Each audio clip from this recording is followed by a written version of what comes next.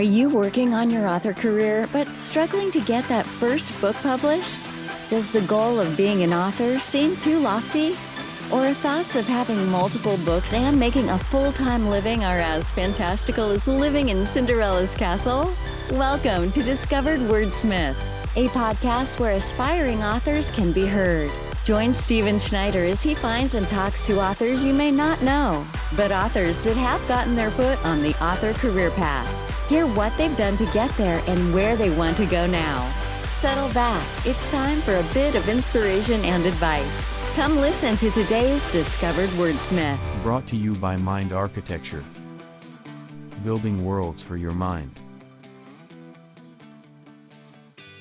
So today on Discovered Wordsmiths, I want to welcome Kalee. Kalee, how are you doing today? I'm doing well. Thank you so much for having me. Yeah, this is great. And we right before we started, I mentioned I don't get a lot of nonfiction, so I'm excited about this. Yay. All right. So before we get started talking about your book, tell us a little bit about you, where you're from, and some of the things you like to do besides writing. Okay.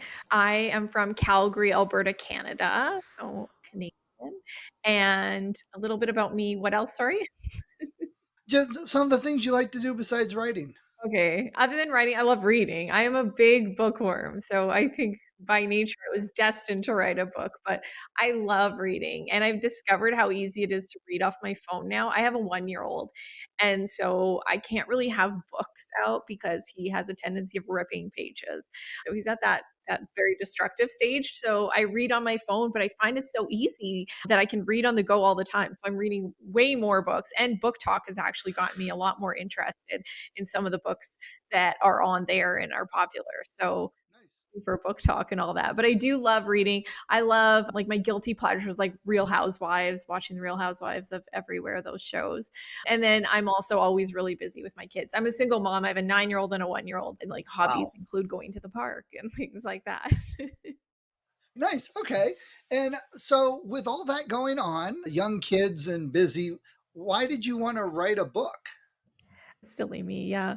I think it's because of how much I love books in general. So I'd always wanted to write a book. I've read books like and just like love. Like I see authors and people who write books is just, to me, they're like celebrities. I think it's so amazing because it's a long, challenging endeavor to write a book. It And you takes a probably lot. realized that way more when you actually wrote one. Exactly, exactly.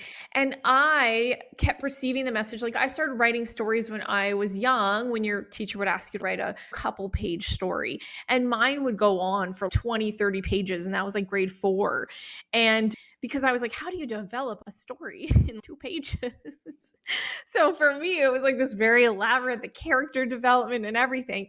But the teachers, you could tell, didn't even read it. And I'm assuming it's because they had a lot of grading to do and I went beyond the assigned work. So in their defense, I'm sure that was what was behind it. But in my mind, I was seeing it as, oh, maybe I'm not a good writer. That's the messaging I took to believe. So then I decided maybe I wasn't meant to write. But it was like a few years back, I was just sitting in my office and I said out loud, I really want to write something, because it just had all come back and it just, I don't know, it was just like I was pondering. This has always been a goal of mine.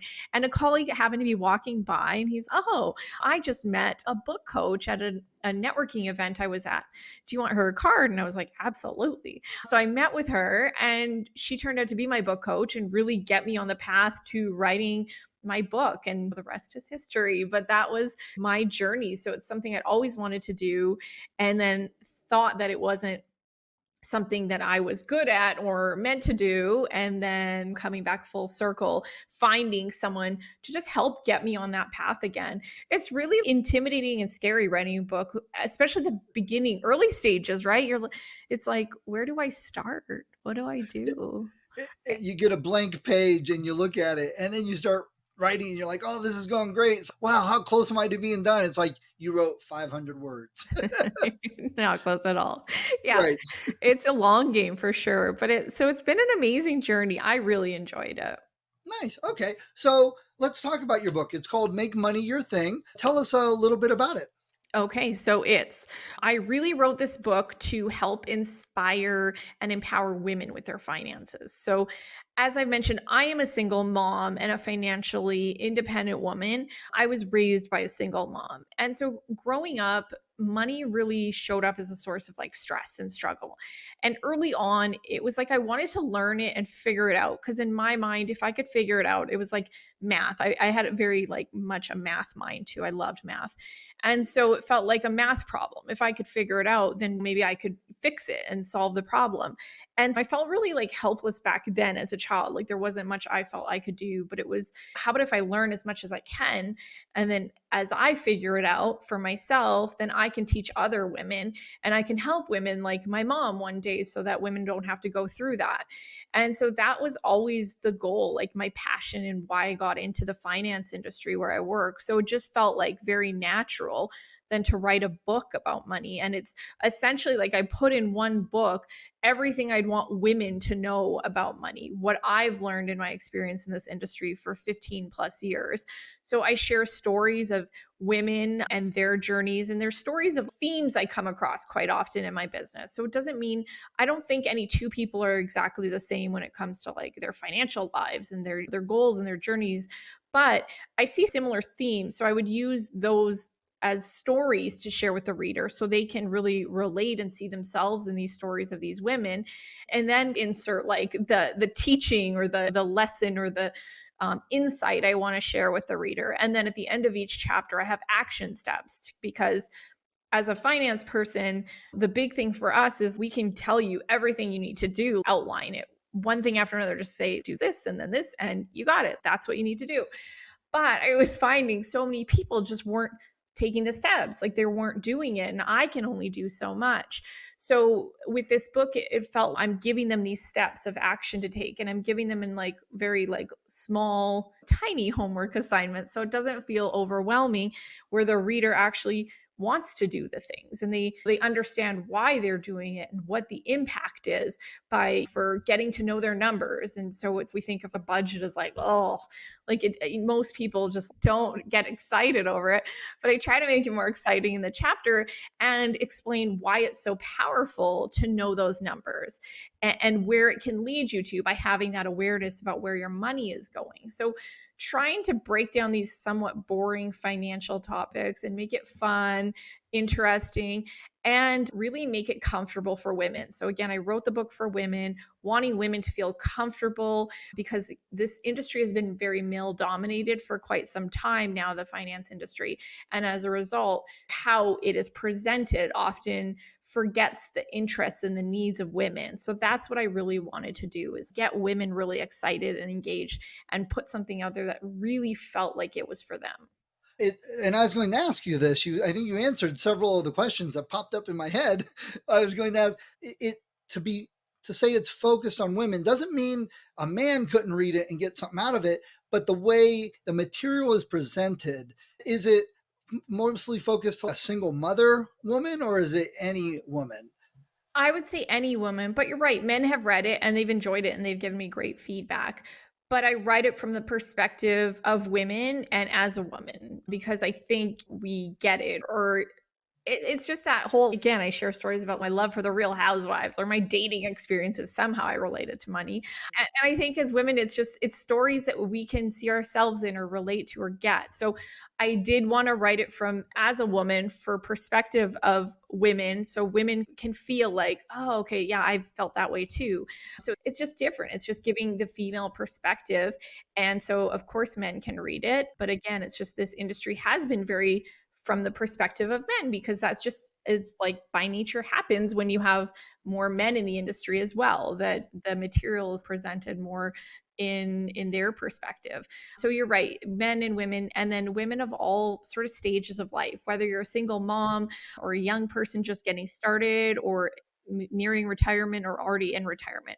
I think there's something for everyone in this. That's what most people, or the feedback I've been getting, is that there's some people who said, I already have read a lot of finance books, I feel like I've got it all, have still given me the feedback that they got something new out of reading the book, which is really exciting. Nice. Good. And I was going to ask you what the feedback. Keep answering my questions before I Yeah, get there. Uh, but I'm a mind reader too. yeah, that's your next book, right? That's your follow up, How to Be a Mind Reader.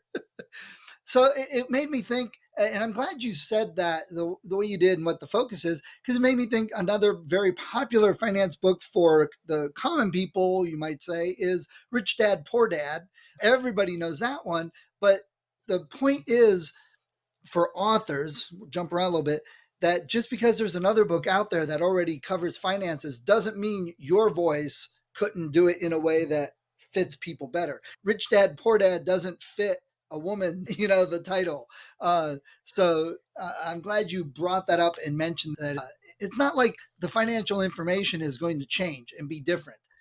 So It's still exactly, it's still the same concepts. It's about investing. It's about the power of saving. It's about and I think with women there it just goes into some of the topics that as women I see pop up more than men. Like men seem to be willing to sometimes dive in before they know in the finance industry, which is great because it takes a little bit of that. It can be a bit scary, but women seem to just be sitting on the sidelines still and the fear is almost like paralyzing and they don't do anything. And so if anything comes of it, I want women to feel like they can take the action. So it's just giving them that little bit of a confidence boost that maybe they need as the first step in making progress. So yes, I think women and men, I don't see them as different or one knowing more than the other. I think it's just they have different needs and certain things appeal to them more, or there's women needing a little bit more of that confidence boost.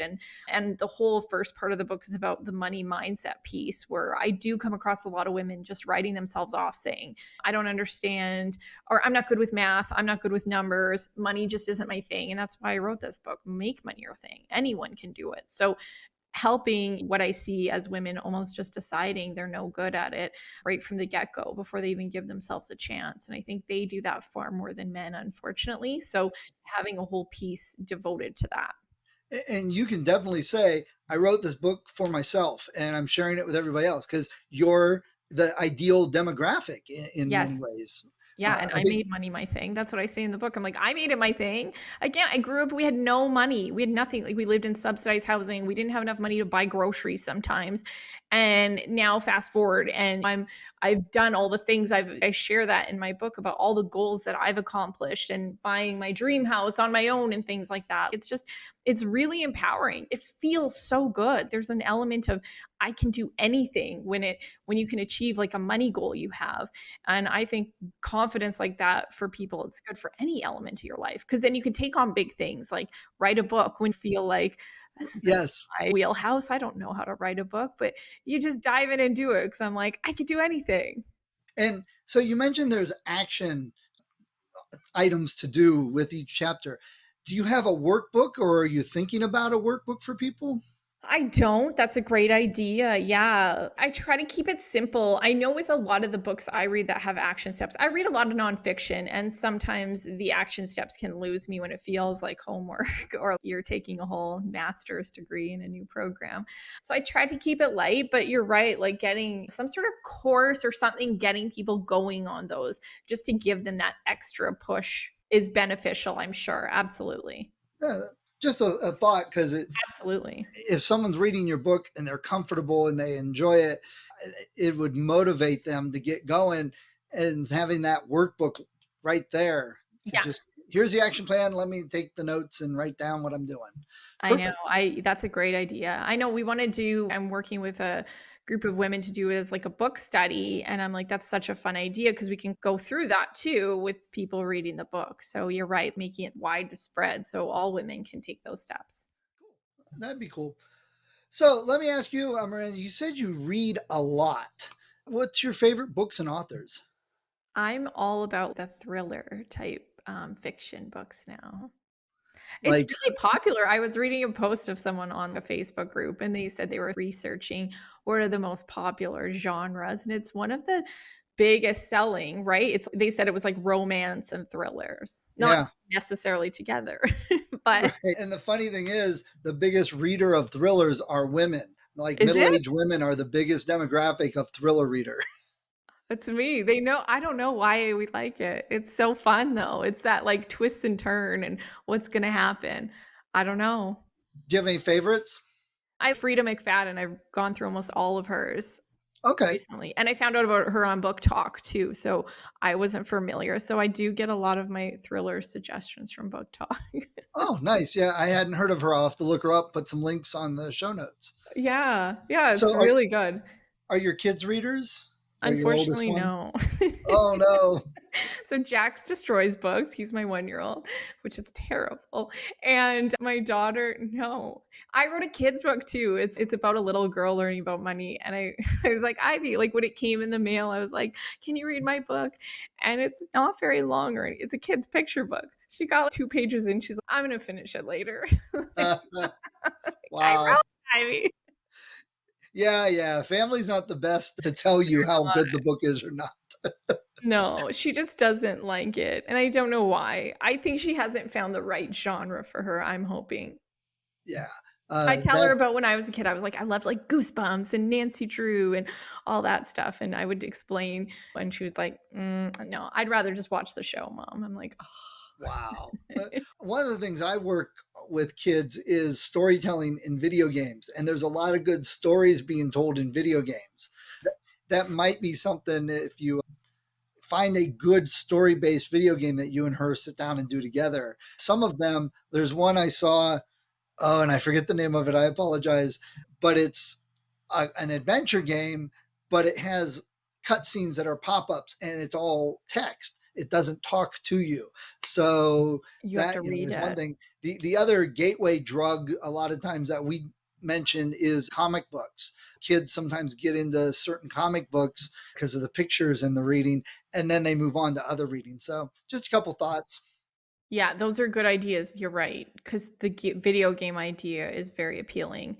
Or, so what do you think? My next book, I really want to aim it at young adults. And my book coach was like, think of presenting it in a different way. And I'm like, oh no.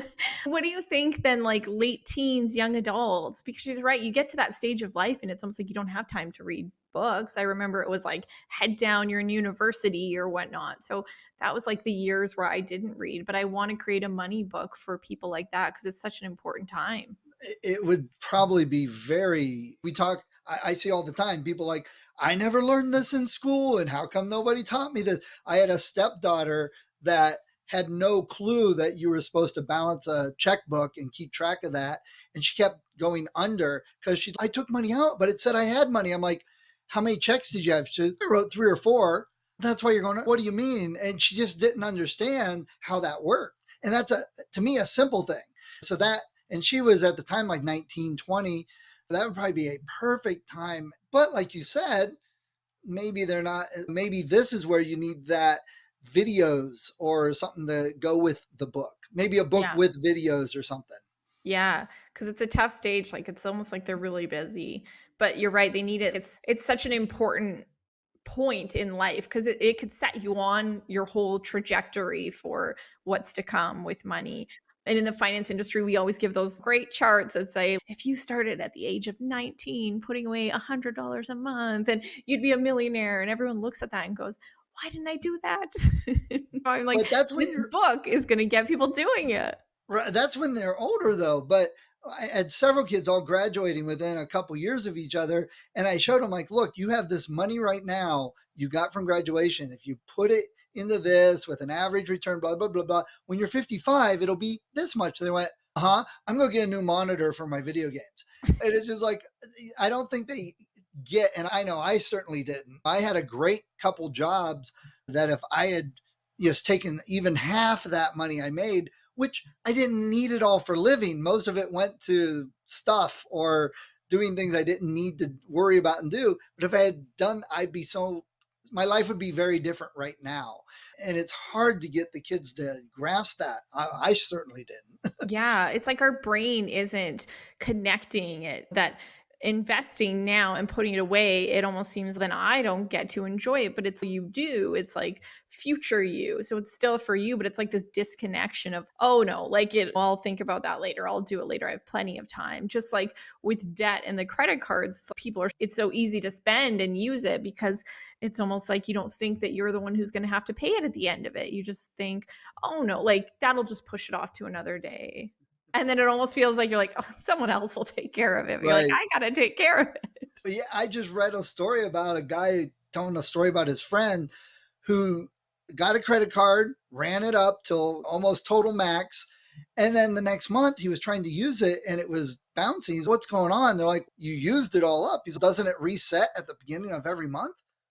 No. And it's little things like that that you don't realize. But I think even now, today's kids are more distanced from that because we don't use cash, we don't use checks, we use a card and boop, and it's just when they're younger, they don't see the money, they don't see the transaction. It's just you put this card in, and everything's magic, and I Yes. don't think that gets explained or goes away. No, it's we've changed money in for the more convenience, yes, but for not necessarily the better because there is no visual. And yeah, my daughter says, "When do I get a credit card?" I'm like, "You're 9 years old, so not for a very long time." And it's not actually just like a gift card or you just go tap. I'm like, "You actually have to pay the money back. It's not your money." So they have no idea. It doesn't make Right. sense. There were a couple times when my kids were younger, they wanted something, but they didn't have the money for it. And I got it and loaned it to them. And then they paid me back and they paid me with some interest. And I know some parents were like, that's mean and blah, blah. No, that's not, that's what parenting is for. That's what it is. I'm not just buying them stuff so they're catered to. And I think it helped a little bit that neither of them have credit cards and they just live off what they make and put money aside. I don't think I failed completely there, but probably could have done a No, little better. no, that sounds amazing. Anything, like I tell people, because when people are not feeling confident about money, adults, oftentimes they don't feel like they can teach their kids. It's almost this idea of, I don't know enough to teach them or whatnot. But I think as parents, we have to remember really it does fall on us because they're not learning it in the education system, which, okay, that's fine. And then knowing it falls on us, it's just be like aware of that and have those conversations and give them those examples of real life like you were doing where they can actually like experiment and see, oh, it's taking me even longer to pay it back or it's taking me a really long time. I do it with my daughter now. I do give her like an allowance for doing work that she does, like cleaning up because her brother destroys the house, so she'll clean up, which is so helpful.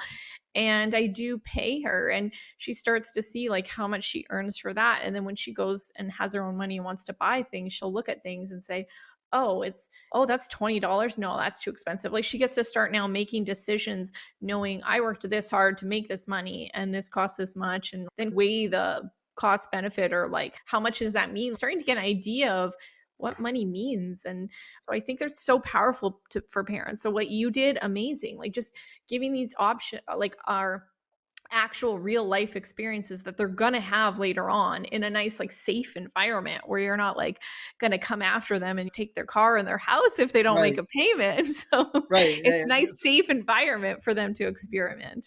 right. So you don't hear about these 23-year-olds going bankrupt because they have so much Yeah, debt. so hard. That you did some writing when you were younger, stories, but now you've written a nonfiction. So, how did you approach starting to write a nonfiction book? How did you organize your thoughts, or how'd you get started writing? What are some things you can maybe help others who want to write nonfiction?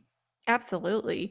So I think the big part is like getting down your thoughts of what you want to get across to the reader. Like usually with a nonfiction, there's almost like something you're trying to teach or share.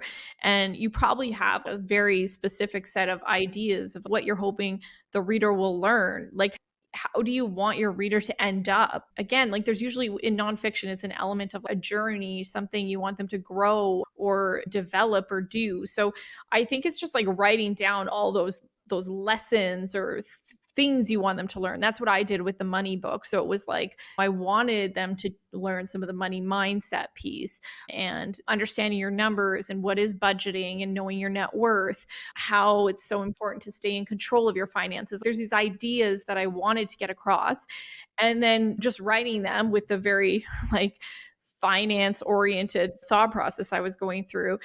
Obviously, what came out of it was like a textbook, which was so boring, and no one would want to read it because no one likes reading textbooks. That's very much an obligation in school. So working with the book coach was so helpful because I would have these ideas in its basic form, which was again boring and needed a lot of work. But then it would be like, okay, what is a story about someone you've worked with or come across that experienced this, the good or the bad, and can you share that? And so I was working with a book coach who is experienced in fiction writing, and it was so beneficial for a nonfiction book because nonfiction is still sharing stories. That's what engages a reader. Like a reader's always going to be engaged with storytelling. And so you can't lose that, whether it's fiction or nonfiction. You're still going to have that in nonfiction, I learned, which was like eye opening for me. So she would give me like writing exercises where it would be like completely different scenarios. And I would just have to like write about a zombie apocalypse or something, like to get those creative juices flowing. So I could take that into my nonfiction work. And it was so beneficial having someone pull that out of me because I would have never thought to do that. Like the version of the book that I probably started with, it's not at all what it became, but it became these stories and sharing stories of myself. So I think start with that outline, and it's going to be probably pretty technical and point form and sort of these are the bullets you want to cover, but then think of like fun and exciting ways that you can share them that's going to pull the reader in, that's going to have the reader like wanting to know what happened.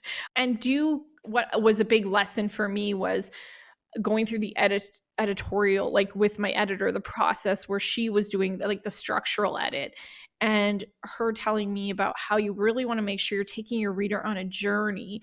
This is where they're starting, and you might know where you want them to end. And then that's how you want to rearrange the book as well. So again, you might have that outline and the points, but how can you see them? How can you see your reader going on that journey, like where they're starting to where they end up?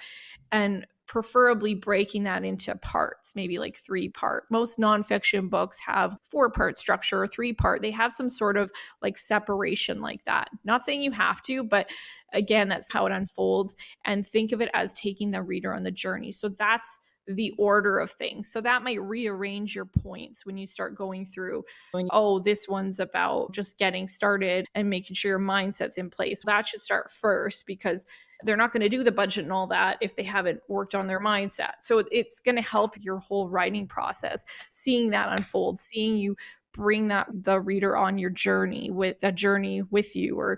And I think that's really key for nonfiction. And I'm glad you said that today's nonfiction book isn't like yesterday's, that they are very much a feel of a story or more casual in how it's presenting the information, getting even further from that textbook feel. And I'm glad you said that because I was going to bring that. That's what people are more used to, that casual story type of telling information. Yeah.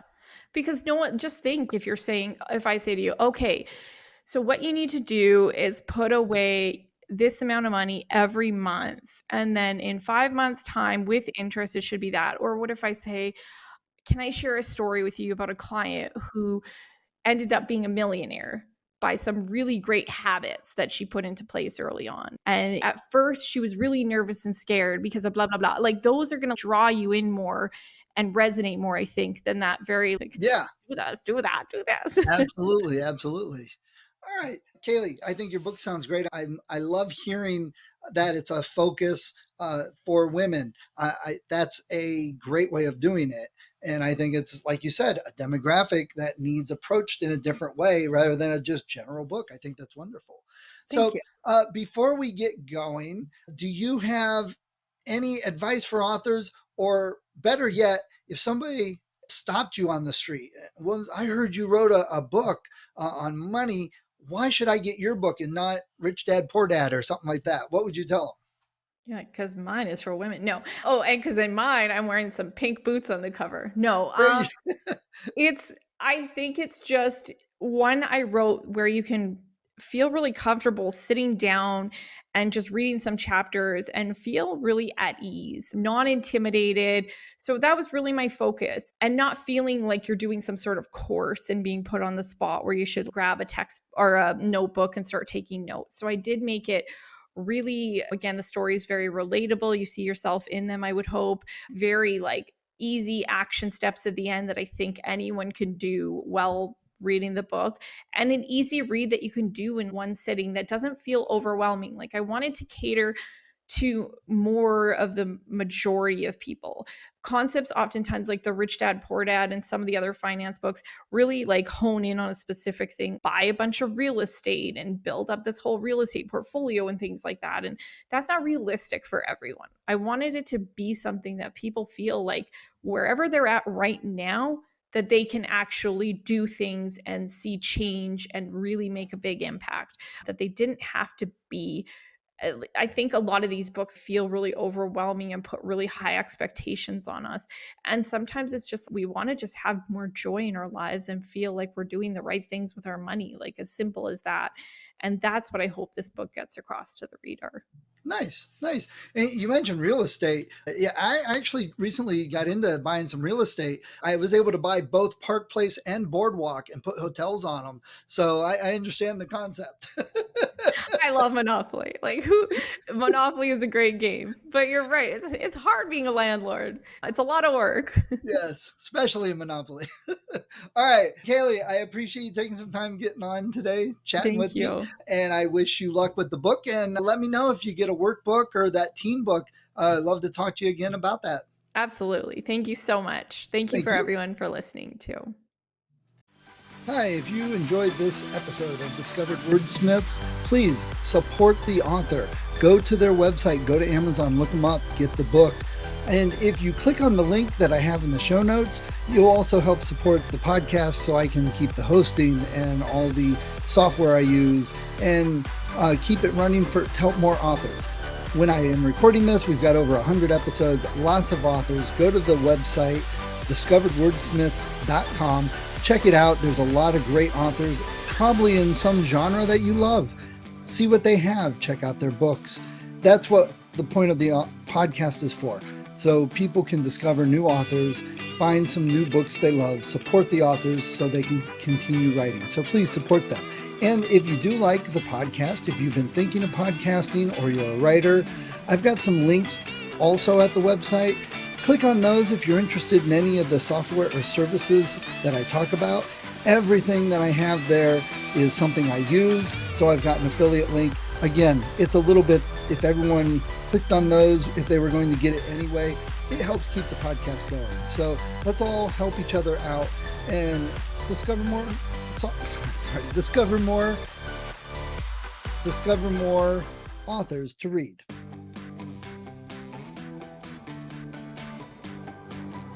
Thank you for listening to Discovered Wordsmiths. Come back next week and listen to another author discuss the road they've traveled, and maybe, sometime in the near future, it might be you.